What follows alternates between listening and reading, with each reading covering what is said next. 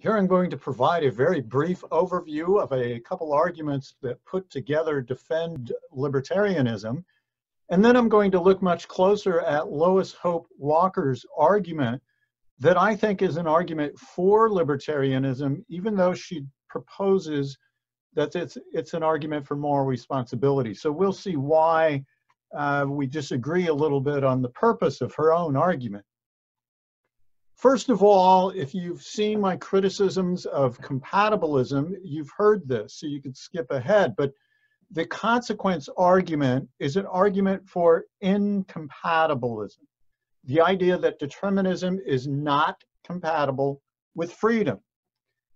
And it goes like this. So if determinism is true, then that means for any given state of the world, there's only one possible future, which means my actions are caused by the state of the world in the distant past and, of course, the laws of nature that cause that state of the world to only have one possible future. But I have no control over the state of the world in the distant past, and I have no control over the laws of nature. So therefore, if determinism is true, and all of my actions depend on those things, and I have no control over those things, then I have no control over my actions. 3 follows from 1 and 2.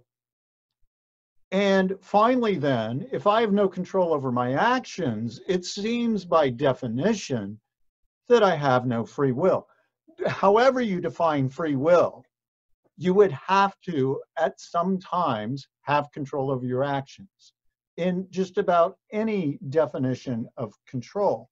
So you have no control, so I have no free will. So if determinism is true, then I have no free will. And that's the thesis of incompatibilism. We could put it in the negative and say compatibilism is false. Incompatibilism is true. So that's the conclusion of the consequence argument. But that's only one thesis that is central to libertarianism. A hard determinist, one who affirms that determinism is true, and because of that we don't have freedom, will agree with this argument. The libertarian is a little different by relating freedom and moral responsibility and then affirming moral responsibility. So it goes like this in a very simplified argument. If there is moral responsibility, then there is free will. If anyone is ever morally responsible for something that they've done, then they had to have had free will in doing that thing, right? If you were forced to do it, you shouldn't be held responsible for having done it. But there is moral responsibility. We hold other people morally responsible. We hold ourselves morally responsible. So there is moral responsibility. Therefore, there is free will. Very simple argument. Modus ponens are affirming the antecedent valid form. And we could quibble some more, or discuss some more about the premises, but that's the main idea here. So now we have the consequence argument giving us incompatibilism. We have this simple argument giving us freedom. Freedom plus incompatibilism is libertarianism. Now, one more argument, if you have seen my criticisms of compatibilism on the criticisms of W.T. Stace, there's a deliberation argument, and this, as I've said there, comes from Aristotle through history, and some people have it defending a version of it today. So here's the idea. You sometimes deliberate over a choice you have to make. So it could be a small choice, whether to have pizza or hamburgers. It could be a larger choice, what to major in, whether to move out of state to take a job, those significant choices we make in our life. Now, in the process of deliberation, while you're deliberating, you believe that you have alternatives. You believe in an ability to do otherwise, atto, ability to do otherwise. You could do one thing, but you also have the ability to do something else. It's possible to do A and you believe it's possible to do other than A. That's necessary for the process of deliberation. So if you believe in atto, then you believe that you are not determined by the consequence argument, right? If you believe you have open possibilities and they're up to you, then determinism can't be true. And if you believe in atto, then you believe you have libertarian freedom. Libertarian freedom makes the ability to do otherwise central as a component in how it defines freedom. That is typically lacking in compatibilist definitions of freedom. So this pushes you towards believing in libertarian freedom. So it's a different argument for libertarianism. So the first two arguments give us libertarianism when combined. This argument also gives us libertarianism. Okay, what should we say about Lois Hope Walker? She has a brief article. It's not anyone's actual name, by the way. It's a pseudonym for some other author who wanted to remain anonymous. And my theory is this is actually Louis Poyman, but the author doesn't matter who it is. She, Lois, begins by saying storms, dogs, babies, people who are being tortured, these things and people are not held morally responsible for causing harm. When a dog chews up your homework, yes, you may be angry at the dog, and yes, you may even try to change the dog's behavior, but we don't really hold the dog morally responsible. Likewise, with a storm that comes through and causes damage, with a baby that cries at an inopportune time and disrupts somebody else's conversation, for example. We don't hold storms or babies morally responsible for the harm they may have caused. And the reason we don't is because we believe they could not have done otherwise than what they did, right? A baby's going to cry. That's just the way it is. Storms are going to do damage. It's not like storms have decisions to make. Now, again, dogs, some people may think that they're holding their dog morally responsible. My view on that is we're just trying to change behavior. And sometimes we do think that dogs could have done otherwise. So whether or not you include dogs in this group, so be it. But in any case, some things are not held morally responsible simply because we believe they could not have done otherwise than what they did. They lack atto. And that shows the important connection between moral responsibility and the ability to do otherwise, that is, freedom. So we have that intimate connection between the two.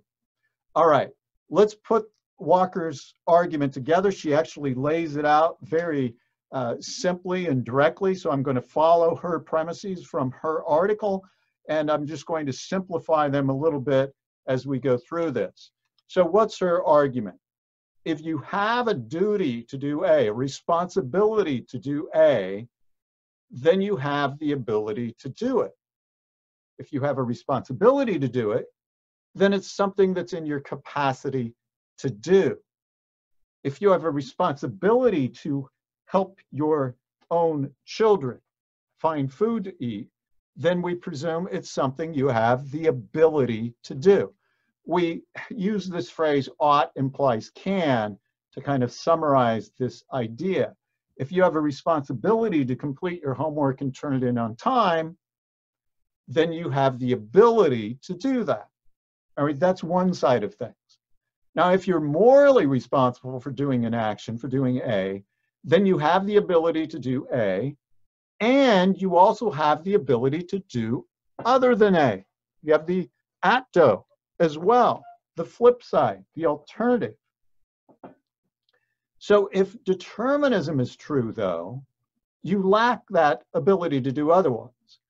You are not capable of doing that because there's only one possible future if determinism is true from any given state of the world. So if determinism is true, you lack the ability to do otherwise. And if you lack the ability to do otherwise, as we've established, then you lack moral responsibility. So that means if determinism is true, then you lack moral responsibility.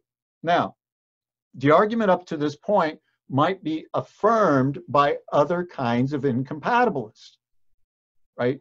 A hard incompatibilist might affirm this. One who says it doesn't matter whether determinism is true or not, freedom is not possible. Freedom's incompatible with determinism. A hard indeterminist can affirm that. A hard determinist can affirm this. The one who says determinism is true, and because of that, we don't have the ability to do otherwise. We don't have moral responsibility. And so a hard determinist can affirm this argument up to this point. So any kind of incompatibilist can affirm the argument up to this point. Now, in contrast to that, Walker goes on to say, look, you are sometimes morally responsible for doing an action or failing to do an action. We believe that of ourselves when we feel guilty about what we've done and we say to ourselves, I shouldn't have done that. So we say something that was rude to somebody and you may not take it back, but you think later, I should not have said it, or whatever it might be. Or you also hold somebody else morally responsible for, say, harming you. You say to that person, they should not have done that. And in doing so, you assume that they could have failed to do it. They could have done otherwise. And again, you believe of yourself, you could have done otherwise. But then if that's true, determinism is false. Now, here's obviously the hard determinist is going to disagree with 6 and 7. So we can conclude from these 7 steps to this point that determinism is false. And this is oddly, I think, where Walker ends her argument. But if you consider premise 2, which says, if you are morally responsible for A, then you have an ability to do A and an ability to do otherwise. And you put that with premise 6 that says you are sometimes morally responsible for doing A, then you can conclude 9. You have the ability to do A and the ability to do other than A, at least at some times for some given actions. And that means you have freedom. So determinism is false. You have freedom. That is libertarianism. As I mentioned, Walker doesn't fulfill or complete the argument like I think she should have, but she has it there from 2 and 6. It just follows that 9 is true. And if 8 is true and 9 is true, then we have libertarianism. So that's Walker's argument for libertarianism.